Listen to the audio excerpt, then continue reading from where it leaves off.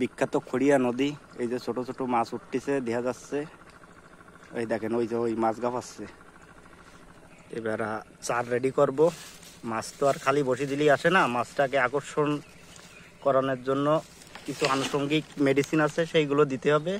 প্রথমে আমরা একটু রুটি নিলাম, আর এই আছে মাটি, এই দেখুন ভালো দেখুন মাটি, আর এই আছে আচার, মাছের আচার, রুই, কাতলা, মির্গে, সব ধরনের মাছ আসবে, কই মাছ, টাকি মাছ, ট্যাংরা মাছ। এই দেখেন এই এই যেটুকু লাগবে সেটুক পরিমাণে আমরা মিক্সিং করব। মিক্সিং করার পরে এটা বলে হচ্ছে মিষ্টি চার, সাতক্ষীরার মিষ্টি চার আর মাখা দেখুন।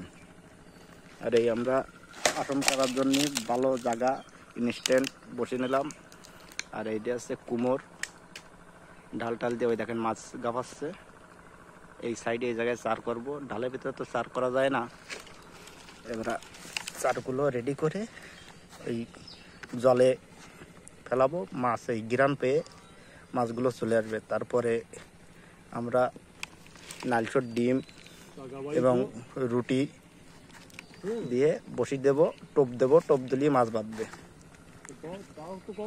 এই যে আমার এই যে বাইপো আছে, সেও ভালো হান্টার, শিকারি খারাপ না, কিন্তু মাছ ধরে উঠতে পারে না। মাছ হচ্ছে আমার উঠোনে লাগে, এই হচ্ছে সমস্যা। আমি আসলে ছোটবেলা থেকে এক্সপার্ট। এই দেন এই যে বসি রেডি করতেছে বাইপো। এ আবার আমার অনেক সিনিয়র, কিন্তু আমার আবার গুরু মানে, ওর গুরু এই বসিপাস জগতে, ওর গুরু হচ্ছে আমি।